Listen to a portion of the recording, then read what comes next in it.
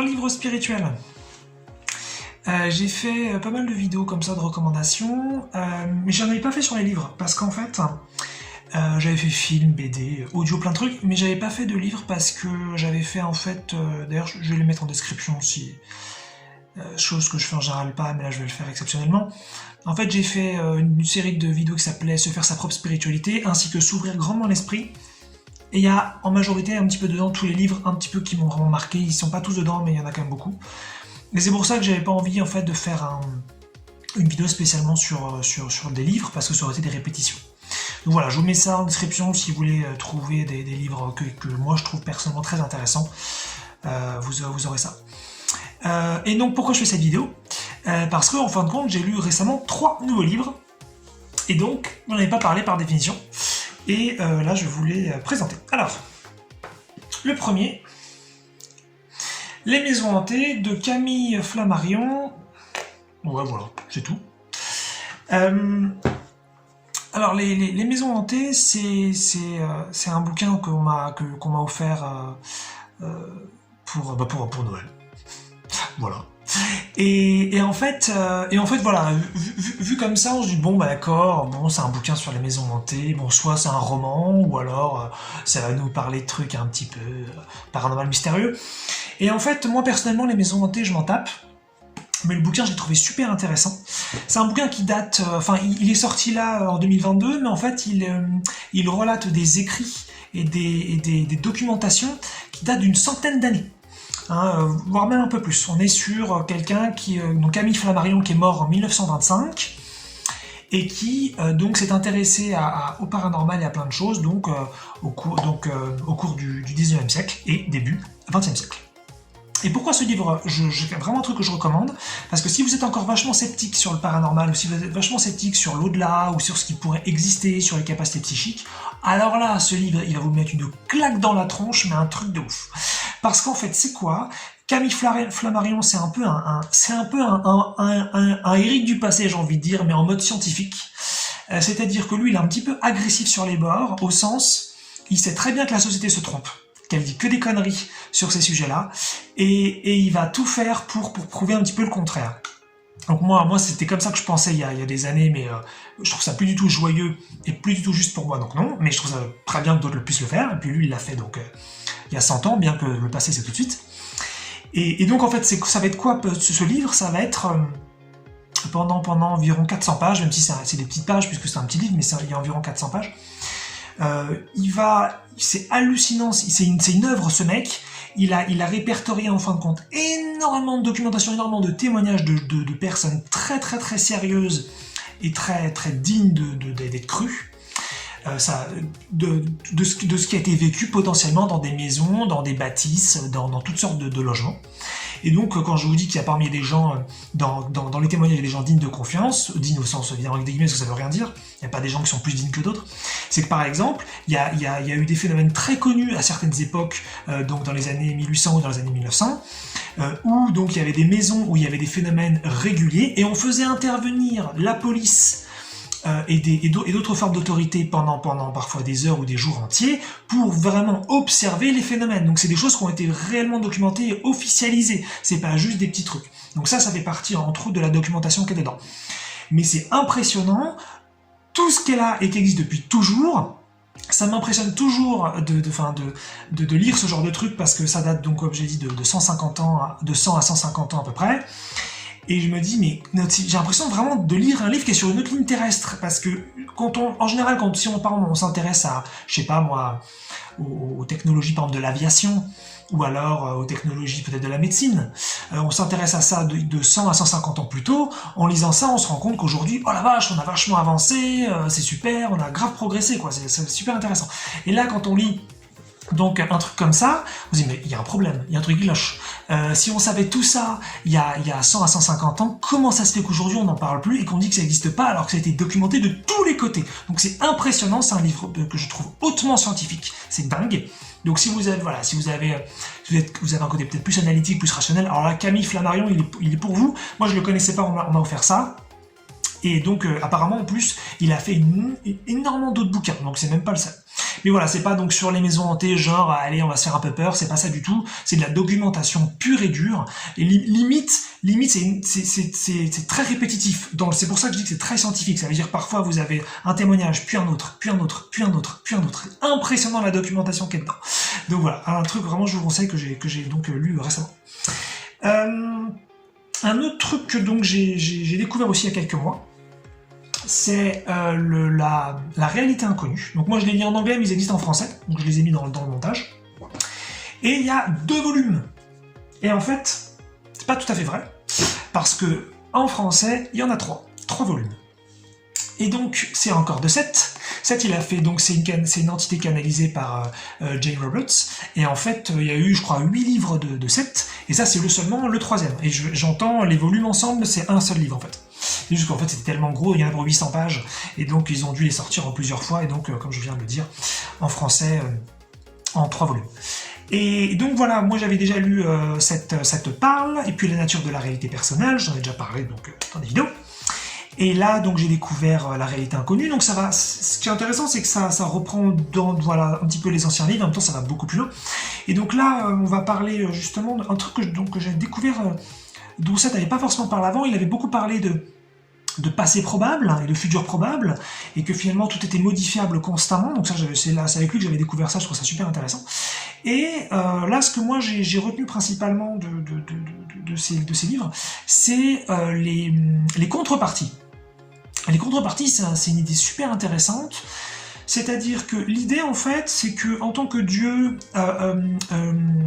incarné dans la matière, eh bien, l'idée, c'est de faire toutes les expériences possibles. Et donc, si vous, par exemple, dans cette vie, vous avez décidé d'être une athlète, eh bien, a priori, il y a une version de vous qui, dans une ligne parallèle, est un intellectuel ou un artiste. Et en fin de compte, normalement, l'idée, c'est que tout puisse être expérimenté et que donc tout soit accessible. Ce qui fait qu'à priori, on pourrait tout à fait partager les compétences et les connaissances entre lignes. Ça, c'est davantage théorique, il faut le vérifier soi-même, bien sûr. Mais ça voudrait dire que rien n'est perdu, tout a été vécu et tout est vécu donc tout de suite maintenant. Donc c'est proche du passé probable, mais c'est un petit peu aussi pour se détendre, c'est-à-dire si par exemple vous êtes vachement identifié, vous êtes quelqu'un de très intellectuel par exemple, vous êtes hyper identifié à ça, et peut-être que vous avez un jugement, mettons, vous dites que les gens qui font du sport, ils sont bêtes. Voilà, je prends des clichés négatifs, il y a des gens qui pensent comme ça, bon, très bien. Et ça pourrait être bien sûr l'inverse, hein. Vous êtes identifié au sport et vous pensez qu'être intellectuel c'est complètement nul et inintéressant, peu importe, hein, je prends des exemples comme ça. Et bien justement c'est intéressant, ça permet de se détendre, c'est qu'en fait, a priori vous vivez en fait toutes ces choses-là en même temps, et donc tout est accessible et tout est là. Et pareil, si peut-être vous pensez que être artiste c'est pas très malin, ou que c'est pas très sérieux, c'est pas très responsable, mais que vous êtes très très pragmatique dans votre vie, puis voilà, vous faites gaffe à tout, vous êtes très analytique, je sais pas. Et bien pareil, ça aussi c'est quelque chose, après vous êtes en train de vivre, d'être artiste, de jouer de la musique, ou de faire des peintures, ou faire de la sculpture, ou faire des dessins, ou que sais-je. Et donc ça permet aussi de se détendre, de se rendre compte qu'en fait tout est là, et on fait l'expérience a priori de tout, en fait. Et qu'on peut d'ailleurs on peut changer aussi si on en a envie a priori, puisque c'est disponible. Donc j'ai trouvé ça super intéressant. Il parle des contreparties individuelles, il parle aussi des contreparties par exemple nationales. Donc si on a un pays qui est parti dans une certaine direction, il est sur une autre ligne, un pays donc qui allait dans une autre direction, enfin, donc par exemple la France, ça pourrait être une France qui est de gauche ou une France de droite, ou une France psychique, et puis une France très non psychique, j'ai envie de dire technologie externe. D'ailleurs à un moment donné il parle de ça, il dit que j'avais fait la référence de ça dans une vidéo, je sais plus laquelle. Il parle du fait qu'il existe donc une autre planète Terre pour qui tout le monde a de la télépathie, tout le monde a de la clairvoyance, et c'est tout à fait normal pour tout le monde. Et moi je me dis putain, mais il faut que je change de ligne, j'ai rien à foutre sur celle-là, moi, où tout le monde dit que c'est pas possible, quoi. Donc bref, c'était super intéressant de dire ça. Et puis un autre petit truc que j'ajoute pour le plaisir, qui a quasiment pas trop à voir avec le bouquin.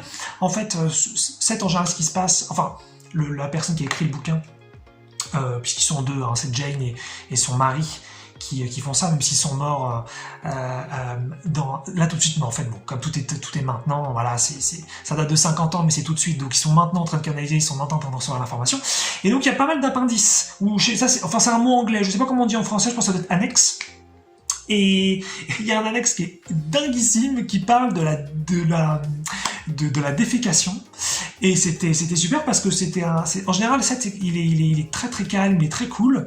Et c'était un annexe qui durait 2-3 pages. Et il défonce les gens qui se moquent de l'urine et des matières fécales au sens, et c'est vrai que là je me suis vu un petit peu dedans comme tout le monde, je sais pas, on trouve ça dégueulasse ou ça pue, c'est pas bien, c'est moche, y a toute cette énergie là qu'on a un peu nous les humains où on va vachement juger ça quoi. Et même si après être passé à la cuvette, on regarde éventuellement dedans, mais après on tire la chasse et puis on n'y pense plus trop, on a un rapport assez malsain avec ça, puisque ça vient quand même de notre corps, mine de rien. Et justement, il parle de ça, c'est super beau, et ça m'a permis d'avoir une perspective un petit peu différente là-dessus, où effectivement ça fait partie du tout aussi, et il donnait un exemple que les bébés, eux, enfin les bébés ou les très jeunes enfants, eux ils ont un rapport très sain à ça, ils trouvent ça peut-être plaisant, joyeux, agréable et tout. Et c'est super cool, voilà, je voulais partager parce que c'est un truc qui m'avait vachement touché, parce que ça permet de sortir toujours de la séparation et du jugement.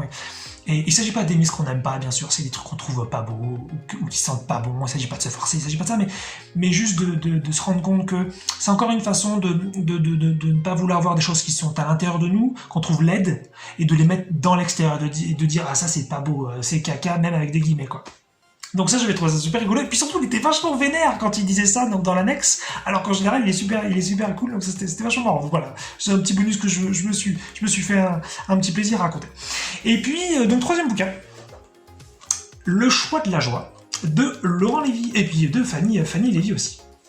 Alors, Le choix de la joie, ça fait un petit peu titre à 2 balles de genre de développement personnel. Bon. Choisissez d'être heureux, genre de truc un petit peu bateau qu'on voit dans les rayons de bouquins quand on en développement personnel, peut-être ésotérisme, je sais pas trop ce qu'on y trouve. D'ailleurs, oui, j'avais pas dit, mais c'était marrant, c'était classé ésotérisme, alors que c'est hautement scientifique. Bref, parenthèse. Et donc le choix de la joie, en fait, c'est vachement marrant parce que c'est un livre en fait qui est sorti en 2020. Voilà, donc là on est en 2023 au moment où je fais la vidéo. Et il relate en fait quoi? Il relate un séminaire fait en 2018. Donc c'est-à-dire que Laurent Lévy, c'est quelqu'un de très très spirituel qui a traversé beaucoup de choses et puis qui a fait beaucoup d'ateliers de séminaires et de conférences entre... peut-être pendant une dizaine d'années, quelque chose comme ça, peut-être entre 2008 et 2018, peut-être pendant 5 ans, entre 2013 et 2018, enfin peu importe, en tout cas, on va dire les années 2010, comme ça c'est simple. Et ce qui est intéressant, c'est que donc là il a arrêté, il est passé un peu à autre chose, il s'est marié justement avec je crois qu'il est marié avec Fanny, donc Fanny Lévy maintenant, et puis ils ont eu un enfant, bref, je connais pas trop leur vie, je sais pas trop. Mais ces vidéos sont toujours accessibles, voilà, j'en ai parlé plusieurs fois, donc sur sa chaîne YouTube. Et ce qui est super intéressant, c'est que en fait, moi qui étudiais la spiritualité depuis longtemps et qui étudiais le psychisme, je me suis beaucoup plaint de ne pas trouver des gens puissants, de ne pas trouver des gens qui vraiment étaient capables de créer véritablement leur réalité et de faire des trucs vraiment concrets, vraiment forts, et puis être dans du blabla spirituel, dans de la croyance. Et je me suis beaucoup plaint de ça. Et c'est seulement finalement récemment, donc au moment de la vidéo, peut-être il y a quelques mois, que je me suis vraiment rendu compte que c'était moi qui disais non, voilà, et que c'était moi qui m'empêchais d'être moi, et qui m'empêchait d'être puissant, et c'est pour ça que je tombais toujours sur des enseignements qui faisaient semblant de m'enseigner la création de réalité, mais qui ne me l'enseignaient jamais vraiment. Et là je fais allusion par exemple à la loi de l'attraction de Esther Hicks, ou du club Global Information Network, ou GIN, de Kevin Trudeau. Voilà, c'est un petit peu les 2 références que moi j'ai beaucoup utilisées pour la loi de l'attraction. Mais voilà, il y a plein d'autres trucs que j'ai étudiés, et à chaque fois je me plaignais, je me disais, mais ils sont censés nous enseigner la création de réalité, qu'est-ce que c'est que ce bordel? Il n'y a pas de recette applicable pour tous dedans, il y a quelque chose qui va pas. Donc j'étais vachement vénère, et puis je leur en voulais vachement, et maintenant que j'ai vu que c'était moi qui m'empêchais en fin de compte d'être moi-même et d'être le créateur que je voulais depuis toujours, j'ai enfin compris pourquoi j'allais manifester ces enseignements qui ne me donnaient pas ce que je voulais, parce qu'en fait ils me donnaient exactement ce que je voulais, c'est juste que je le savais pas. Et pourquoi je dis tout ça? Parce que maintenant que justement je me suis rendu compte de ça, que j'ai commencé à faire la paix avec cette interdiction de vivre, et cette interdiction d'être moi et d'être mon identité, tadada, sur quoi je suis tombé? Ce livre! Et de quoi il parle ce livre? Il parle des lignes temporelles, et il parle du fait qu'on puisse tout transformer, et très très vite, et qu'en fait tout est déjà fait. Et ce qui est hallucinant, c'est que ce livre il existe depuis donc 2020, comme j'ai dit au début, et que je connaissais ce livre. Je veux dire par là que j'en avais entendu parler il y a longtemps, il faisait partie d'une grande liste de livres que j'aurais pu lire, machin, et je me doutais bien qu'en plus c'était un livre vachement intéressant, mais bon, et je l'ai lu finalement que très récemment, c'est-à-dire que là on est en février 2023, et je l'ai lu à peu près, donc en janvier, début février, pour faire simple. Et ce qui est ouf, c'est que justement, quand on regarde les vidéos de Laurent Lévy sur sa chaîne YouTube, donc moi je le trouve magnifique, il me touche, je le trouve tellement beau, il est incroyable dans ce qu'il dégage et dans ce qu'il dit et dans ce qu'il amène, mais là-dedans, mais c'est plus du tout le même, mais c'est un ouf comment il a progressé. Et c'est ça en fait, tu regardes que les vidéos de la chaîne, comme moi je faisais, c'est déjà génial, on se dit, mais c'est trop bien quoi. Mais là, c'est Laurent 2.0, voire 2, 3, 4.0. Il est hallucinant. Et en plus, au début du livre, il dit que ça date donc de 2018, hein, le séminaire, mais qu'aujourd'hui ça n'a rien à voir. Et encore il dit ça, c'est en 2020, donc ça veut dire que potentiellement en 2023, j'imagine pas. Et donc c'est super intéressant parce que ça montre vraiment, encore une fois, que c'est nous qui créons tout ce qui nous arrive et qu'on a toujours les enseignements qu'on demande donc en profondeur. Et maintenant que moi je me transforme, eh bien j'accède à des enseignements nouveaux, beaucoup plus puissants, qui étaient là depuis le début, comme d'habitude. Mais comme par hasard, je l'avais pas lu alors que je le connaissais très bien. Et donc ce livre, il est hyper beau et il va parler vraiment de comment passer d'une ligne. Alors on n'est pas sur un comment pratique, hein, on n'est pas encore sur de la démonstration, sur du vrai contrôle, mais en tout cas, c'est un des trucs les plus puissants que j'ai jamais lu de ma vie. Donc voilà, tous les trucs que j'ai étudiés, vus et tout et entendu, c'est vraiment que je me suis vraiment transformé pour avoir accès à ce livre. Hein. C'est pas possible autrement. Hein. Et donc c'est hallucinant en fin de compte, lui et sa femme Fanny, ce qu'ils vivent tout le temps, et ce qu'ils vont transmettre donc dans le séminaire à plein de gens qui viennent les voir, et c'est super beau, il y a eu des références que j'ai lues là-dedans, qui me parlaient, et j'avais jamais vu ça avant. Moi qui cherche par exemple à voir net de façon définitive et sans passer par des lunettes, eh bien ça fait très longtemps que dans mon environnement tout le monde me renvoie que soit c'est pas possible, soit maintenant les gens ils me foutent la paix et me disent plus rien parce qu'ils ont bien compris que c'était mon truc et qu'il fallait pas m'emmerder avec ça, mais en tous les cas j'ai personne qui dit ouais Eric t'as trop raison, c'est trop bien, vas-y, moi aussi je veux faire la même chose pour soit les yeux ou une partie du corps. Et là justement il y a enfin une référence, donc ça veut dire que j'en ai traversé des trucs à l'intérieur pour voir ça, hein. Il y a enfin une référence où dans le bouquin il y a quelqu'un qui arrive et qui dit mais moi je sens que les lunettes c'est pas juste pour moi et je veux arrêter de les porter. Et donc elle va discuter de ça avec Laurent et ils vont ensemble changer de ligne. Et c'est oufissime. Et il y a eu d'autres trucs comme ça où il y avait quelqu'un qui disait mais moi je veux pas travailler, je sens que c'est pas juste. Et je me dis mais putain mais oui mais c'est ce que je dis depuis toujours, mais pourquoi on parlait pas de ça avant? Et oui c'est parce que je m'interdisais d'être moi, donc forcément dans mon environnement on parlait pas de moi. Et puis maintenant voilà. Donc il y a enfin des gens donc dans mon donc là évidemment c'est un livre, on relate quelque chose, c'est pas des vraies personnes, hein, y a pas de souci. Mais c'est quand même génial parce que même dans la fiction ou dans du virtuel, ou je sais pas comment appeler ça, eh bien, il y avait même pas ça avant. Donc, je trouve ça super, super beau, super encourageant. C'est très, très joyeux. Donc voilà, des gens qui disent, mais non, mais cette terre où on est obligé de travailler, mais il y a quelque chose qui cloche là-dedans. On peut faire des activités qu'on aime et autant qu'on veut, bien sûr. Mais pourquoi être obligé à faire un truc? Et il y a quelqu'un qui arrive et qui dit ça. Mais je dis, putain, mais c'est ce que je pense plus toujours. Donc ça, c'était un vrai cadeau pour moi de lire ça. Et puis, il y a eu d'autres trucs aussi comme ça, là je sais plus, mais c'est ça qui est beau, voilà. Plus vous acceptez qui vous êtes, plus vous aimez tel que vous êtes, plus vous découvrez toute la beauté qui était déjà depuis le début, plus votre soi éclot, fleurit, et à ce moment-là, vous pouvez tout à fait avoir un environnement qui vous correspond plus en plus. Donc, moi en revanche, ce que je fais, je sais pas si c'est un conseil, à vous de voir, à vous de le prendre comme vous avez envie, c'est que j'évite en fin de compte de lire ces choses, les 3 trucs que j'ai présentés, j'évite de lire ces choses comme des sources de vérité ou des choses qui vont m'aider. Ça, je faisais ça avant. Mais c'est terminé maintenant. Maintenant, l'autorité, c'est moi. Le créateur, c'est moi. Donc, je n'utiliserai plus maintenant un modèle, enfin quelque chose pour me dire « Ah, ça va m'aider, maintenant ma vie va changer. » Non, c'est simplement là pour venir confirmer ce que je suis déjà, et c'est juste un plaisir de lire ça. Donc, voilà, peut-être qu'un de ces trois bouquins vous donnera envie. Je vous ai mis les liens Amazon dans la description. Si Amazon c'est pas votre truc, cherchez sur Google, la Fnac, je sais pas, cherchez un truc qui vous convient mieux. Je sais que Amazon c'est un peu controversé. Moi personnellement ça me va très bien. Hein, ça c'est ma vision des choses. Puis voilà, et puis c'est tout. Donc les maisons hantées, une approche très scientifique. très documenté si c'est votre truc. La réalité inconnue, donc en français hein, évidemment, pour vous peut-être, eh bien, c'est de la métaphysique pure, c'est très très beau, ça ouvre, c'est un voyage quelque part, c'est une vraie aventure, et ça vous amène plein de concepts, c'est super.